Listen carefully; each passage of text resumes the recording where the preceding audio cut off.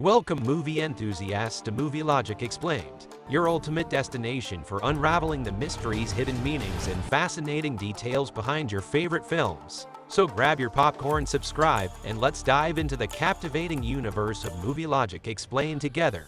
Let the movie magic begin. Jolt 2021 Film Recap. Lindy Lewis had a tough childhood because her parents didn't pay attention to her. As time went on, her trauma got worse, and now she has intermittent explosive disorder. She gets really angry over small things, even though she's tried different treatments and served in the military to help control her anger. But her health didn't get better. Her psychiatrist, Dr. Minchin, came up with a plan to help her. He gave her an electric shock vest to wear, which helps her control her urges and avoid getting into fights. Lindy goes on a date with a guy named Justin, trying to live a normal life. She almost cancels at the last minute, but decides to give it a try because Justin seems like a nice person to spend time with. During their conversation, the waiter keeps refusing the food Justin orders, which makes Lindy really mad. But she manages to stay calm. However, Lindy overhears the waitress making fun of Justin while she's in the restroom. Lindy tries to use her invention, but it doesn't work. She can't control herself and ends up confronting and physically hurting the waitress before leaving the restaurant without telling Justin. The next morning, Lindy takes the device to Dr. Minchin and asks him to fix it.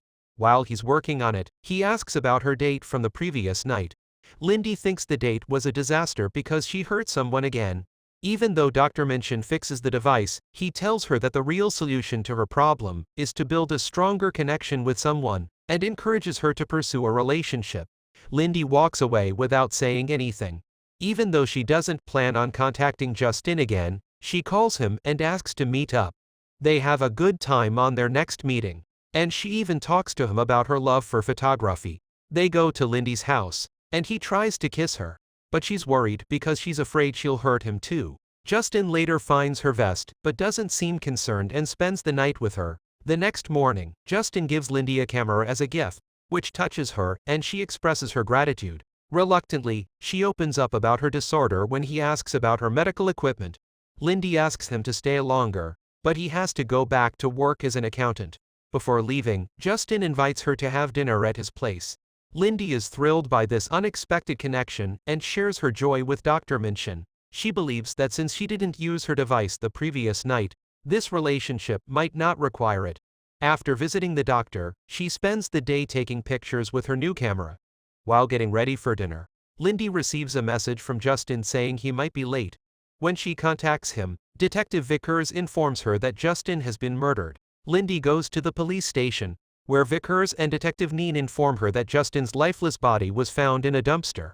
Feeling that they aren't giving it enough attention, Lindy decides to investigate on her own. She attends Justin's funeral, grieving his death and reminiscing about the short time they had together.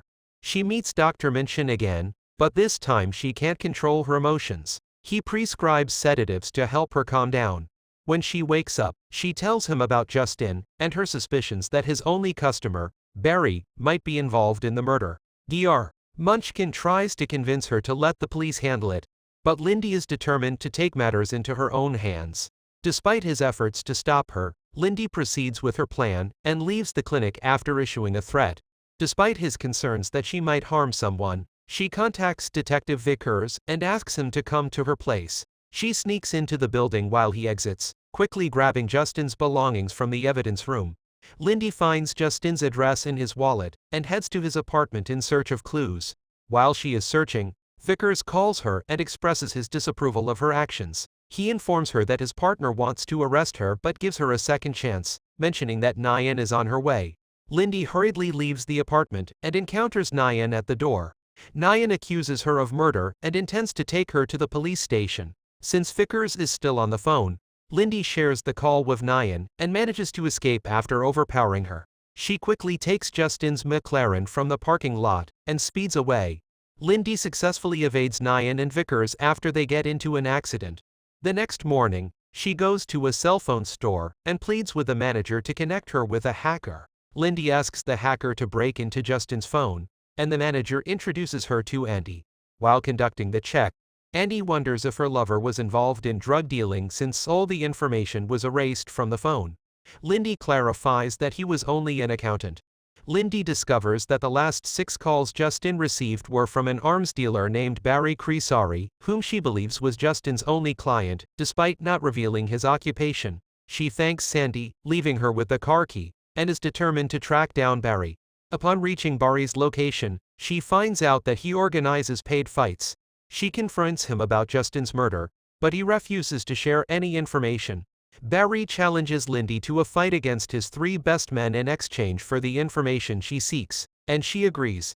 After defeating all 3 of them, Barry reveals the desired knowledge and takes her with him. However, Barry's men attempt to assassinate her in the car. Lindy fights back and eventually overpowers them, forcing Barry to disclose what she wants to know. Barry discloses that Justin was murdered by his boss, Gareth Fizzle. He adds that finding Fizzle would be extremely challenging because he's a powerful man, and even the government is unwilling to pursue him. Meanwhile, Detective Neen visits Vickers in the hospital and warns him about Lindy's history of violence and assault due to her anger issues. After Nyan leaves the room, Lindy enters and commends Vickers for his earlier warning. She informs him that she has located the murderer and asks him to arrest Fizzle. However, Vickers explains that they cannot take action without evidence. When Vickers questions Lindy about her eagerness to find Justin's killer, despite only meeting him a few times, she reveals that he was the only genuinely kind person she had encountered recently. Moved by her concern, Vickers gives her Fizzle's address but advises her not to go alone. Nyan arrives and tries to arrest Lindy while they discuss the situation, but she manages to escape once again. She arrives at Fizzle's office building, where Delroy, his security officer, offers to accompany her to his office but then knocks her down in the elevator. Delroy interrogates her about her motive for hunting down Fizzle. She assures him that she is seeking Justin's killer but is not a member of Justin's family. Delroy, however, tries to spare her but takes her vest and forces her out of the building. Lindy desperately searches for her vest in the car and urges the driver to stop. But when the driver refuses, she strikes him, resulting in an accident. She escapes from the car and flees the scene. After recounting her experiences, she encounters Dr. Minchin again and demands that he create another device. Later, she returns to her apartment, only to discover that someone has broken in. She enters through the window and finds that Fizzle's men have set up a booby trap intended to kill her in an explosion. After disarming the device, she takes it with her and plants another bomb in her flat to make it seem like she died. As she leaves the building, she unexpectedly encounters Vickers, who wants to arrest her for her safety. However, he gets distracted when her flat explodes, allowing her to disappear once again. Vickers calls her and tries to convince her not to go after Fizzle, advising her to let the authorities handle it. On the other hand, Lindy disregards Vickers' concerns and believes that they won't arrest Fizzle. She continues with her plan and manages to reach Fizzle's office building, but she is captured again by Delacroix. Delacroix takes her to Fizzle, who confesses to killing Justin and many other innocent people. Lindy struggles to control her anger. Delacroix hits her on the head, causing her to lose consciousness. When she wakes up, she finds herself tied to a chair. Lindy manages to escape and attacks Delacroix, forcing him to reveal the location of Fizzle's secret office. She faces other guards and a battle ensues. Lindy finally arrives at the office, defeating the security officers along the way, only to discover that Fizzle has already been killed. Just as she tries to comprehend what happened, Justin enters the room. Lindy can't believe her eyes when she sees him alive. Justin reveals that he is a CIA agent who used her to get to Fizzle without directly involving themselves. He explains that Dr. Minchin recommended her because he works for the CIA and his research is sponsored by them. Justin tries to torture her with an electric shock, but it no longer affects her because she has developed resistance to it. In response, Lindy throws her bag at Justin and escapes from the building.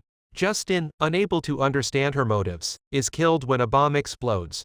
Lindy confronts Dr. Minchin after fleeing and accuses him of manipulating her for his own benefit. He apologizes and claims to be unaware of Justin's plan. Vickers and Nyan find Lindy pinning Dr. Minchin against the wall. They worry she's trying to harm him and shoot her in the leg. However, they soon realize she was actually handcuffing him to hand him over to the police. After taking her to the hospital, Vickers admires Lindy's determination, and they both help her cover her tracks. They give back her confiscated device from the ambulance. Vickers asks Lindy out, and she agrees to consider it. Once she recovers and leaves the hospital, Lindy goes back to her old apartment to gather her belongings.